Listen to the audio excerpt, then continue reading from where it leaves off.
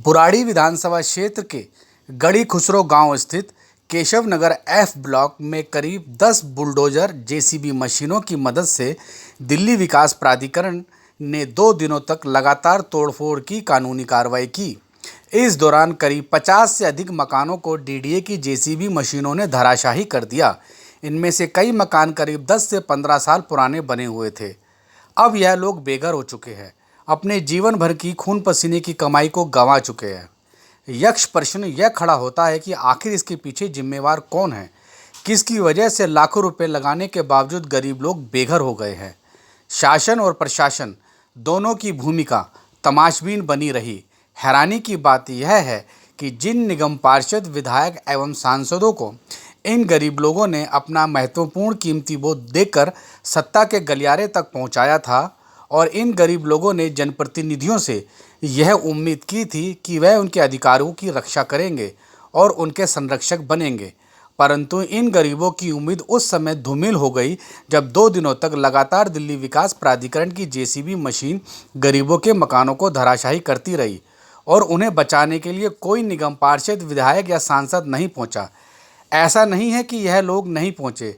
जब लोगों के मकान पूरी तरह से धराशायी हो चुके थे, खून पसीने की कमाई मट्टी में मिल गई थी, सर से घर का साया उठ गया था, तब जाकर स्थानीय सांसद मनोज तिवारी मौके पर पहुंचे और लोगों को मदद का भरोसा दिलाया, जबकि गरीबों के मकान पूरी तरह से जमींदोज हो चुके थे। 2 दिन की इस कार्रवाई के दौरान सांसद नहीं पहुंचे। अगर वह समय रहते मौके पर पहुंचते तो शायद गरीबों के मकानों को टूटने से बचाया जा सकता था। ठीक इसी तरह विधायक संजीव झा भी 3 दिनों बाद पहुंचे।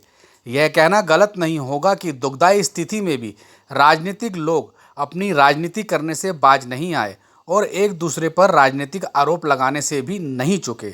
सवाल यह खड़ा होता है कि आखिर जिन लोगों के मकान टूट गए हैं, क्या उन्हें दोबारा मकान मिल सकेगा? क्या इन गरीब लोगों के सिर पर दोबारा घर की छत नसीब हो सकेगी? किसी भी जनप्रतिनिधि ने बेघर हुए इन लोगों को दोबारा से मकान मिलने की कोई उम्मीद नहीं जताई है, मुआवजा मिलने का कोई भरोसा नहीं दिया है।